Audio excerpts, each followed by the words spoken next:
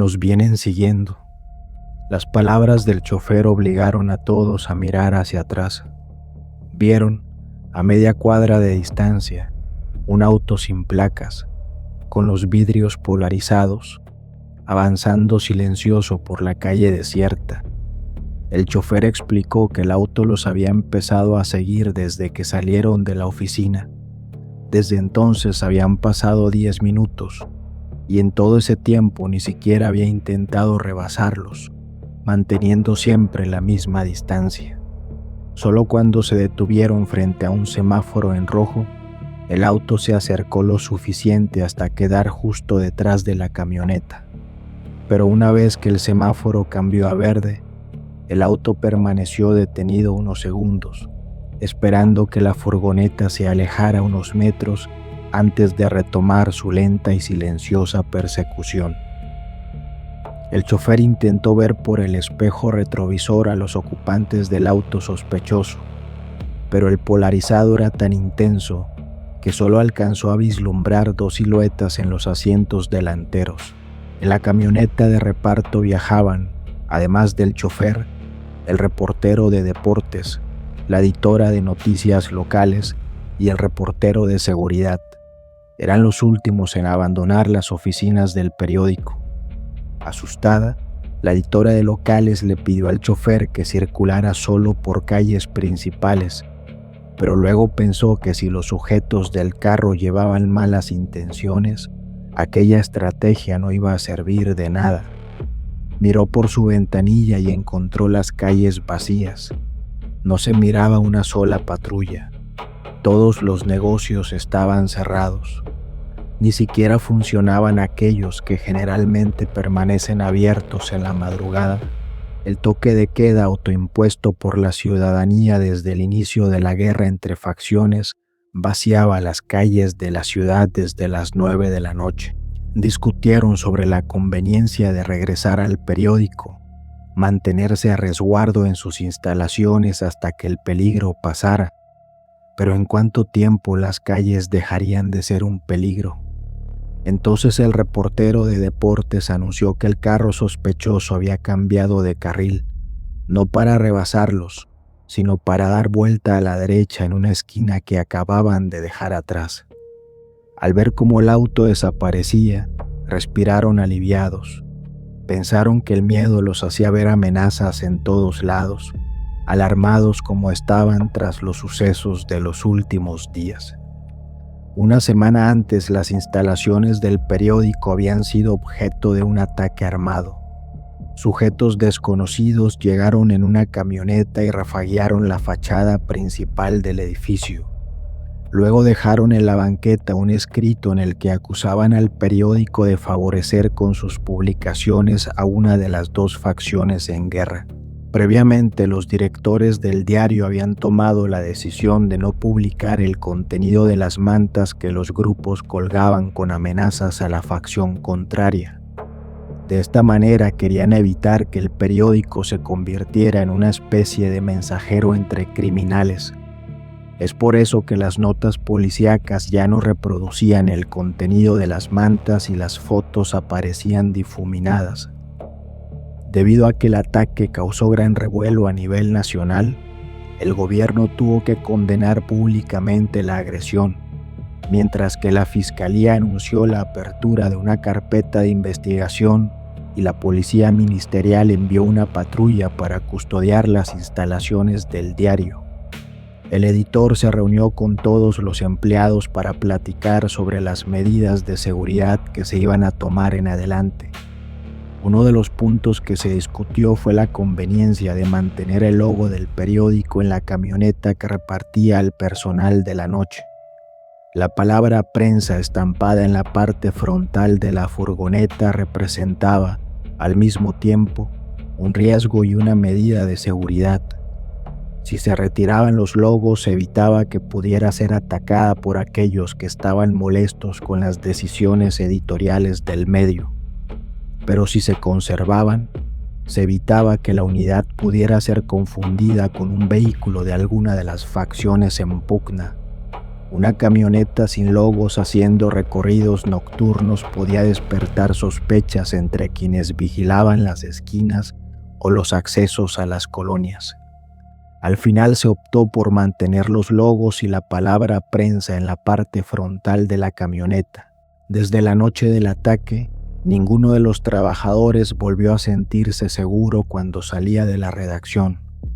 El miedo a coincidir con una nueva agresión, justo al salir a la calle, los obligaba a voltear hacia todos lados antes de poner un pie afuera. La editora de locales era la primera a la que dejaban en su domicilio porque era la que vivía más cerca del periódico. Por seguridad, el chofer no se retiraba del lugar hasta que la miraba ingresar al edificio, subir las escaleras hasta el tercer piso y abrir la puerta de su departamento. Luego la furgoneta se dirigía hacia el oriente de la ciudad donde vivía el reportero de deportes. Pero al detenerse ante otro semáforo en rojo, el auto sospechoso se les emparejó. Esta vez había algo distinto que los obligó a contener la respiración. De una de las ventanillas abiertas sobresalía el cañón de un fusil automático. En el carro había 2 hombres en los asientos delanteros. Ninguno volteó a ver hacia la camioneta. Ninguno intentó amenazar a los reporteros, pero tampoco hacía falta. El arma expuesta a simple vista era una amenaza latente, silenciosa, que lograba su objetivo. Los trabajadores del periódico se quedaron paralizados por el miedo. De pronto se sintieron terriblemente vulnerables. Pensaron que en esos momentos sus vidas estaban en manos de personas a las que no conocían, a las que no debían nada, que ni siquiera sabían sus nombres, sus historias personales, sus sueños. El reportero de deportes pensó en su mujer embarazada de 7 meses que lo esperaba en casa. Durante ese tiempo había sido hermoso ver cómo su vientre crecía, dando forma a ese ser que se estaba gestando en su interior. ¿Alcanzaría a ver a su hija recién nacida? El chofer avanzó a velocidad normal cuando el semáforo se puso en verde. No intentó acelerar ni cambiar de ruta. Los del auto tampoco buscaron cerrarle el paso, como temía el chofer, o continuar con la persecución a poca distancia, como había sucedido antes. De nuevo, en otro cruce de calles, el carro giró hacia la derecha y se perdió en una calle lateral. Pero esta vez ya no hubo suspiros de alivio. Quedaba claro que los venían siguiendo y que en cualquier momento volverían a aparecer. Con esa suposición en mente se internaron en las calles del oriente de la ciudad, calles abandonadas, con lámparas descompuestas, basura acumulada en las esquinas, casas sin habitar que habían sido saqueadas y vandalizadas. Apenas llegaron a su casa, el reportero bajó de la camioneta y apresuró el paso hasta la puerta donde su esposa ya lo esperaba. Hasta la camioneta llegó el ruido metálico de la llave dando vueltas en la cerradura. Ya solo faltaba llevar a Miguel, el reportero de seguridad, quien vivía por la zona del aeropuerto. Pero apenas avanzaron por las calles estrechas y oscuras para salir al boulevard, descubrieron que el carro los estaba siguiendo. No venía detrás de ellos por la misma calle, sino que avanzaba por una calle paralela, siempre a la misma altura de la camioneta, de tal manera que cada vez que llegaban a una esquina lo miraban aparecer en la calle de al lado. Al pasar por un parque abandonado, el chofer alcanzó a distinguir esperanzado una vieja caseta de policía, pero llevaba años abandonada, desde que 2 policías municipales perdieran la vida a manos de un grupo armado en medio de otra guerra de la que ya casi no guardamos memoria. Desde entonces la caseta había sido clausurada y nadie había vuelto a ocuparla. Miguel le dijo al chofer que lo más conveniente era que regresaran al periódico. No solo quedaba más cerca, sino que ahí estaban los 2 policías ministeriales. El chofer estuvo de acuerdo y tomó la ruta de regreso. El otro carro se integró al boulevard casi al mismo tiempo que ellos. Por el espejo retrovisor, El chofer miraba los dos faros acercándose cada vez más, hasta que las luces prácticamente inundaron el interior de la camioneta. El chofer intentó ir más aprisa, pero sabía que era una medida inútil. Si el auto continuaba detrás de ellos era porque así lo querían sus ocupantes. Perfectamente los podían alcanzar, rebasar o cerrarles el paso, o incluso ordenarles que se detuvieran. En lugar de eso, se mantenían a la zaga, como si solo quisieran asustarlos. Entonces el chofer decidió ya no mirar por el retrovisor.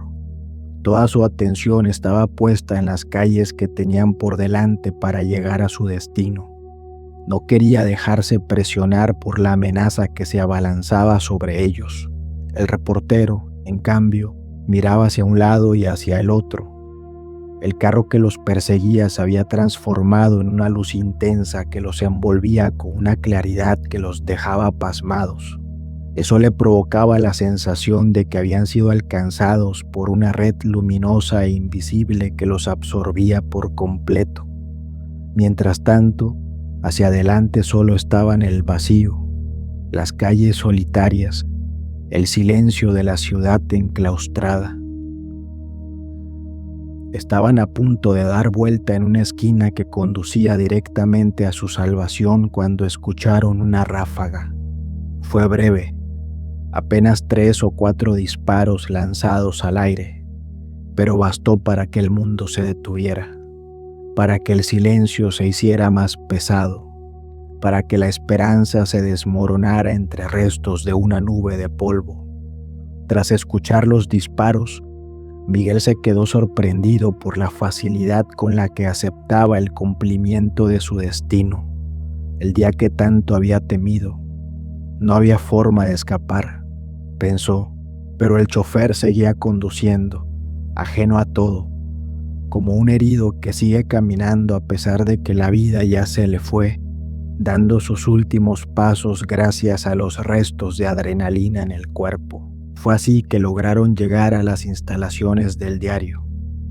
El vigilante había escuchado los disparos y en cuanto vio la camioneta parada en la calle abrió el portón del estacionamiento.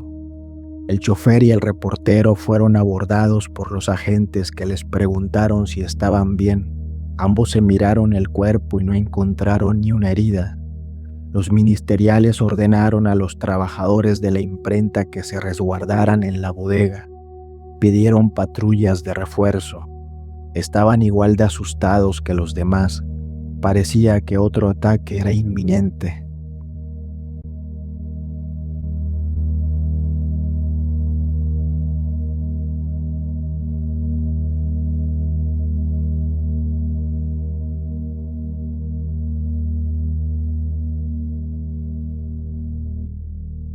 Pero pasaron los minutos y no llegaron ni los pistoleros ni las patrullas que habían solicitado los ministeriales.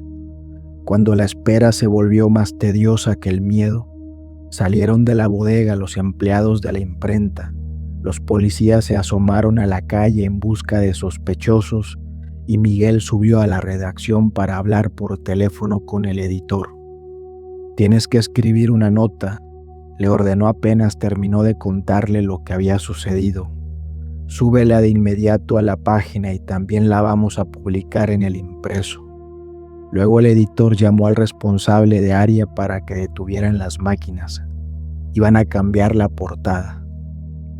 El reportero se sentó en su escritorio y encendió la computadora. Se quedó con los dedos sobre el teclado. Finalmente escribió: «Trabajadores de este diario fueron perseguidos», pero se detuvo.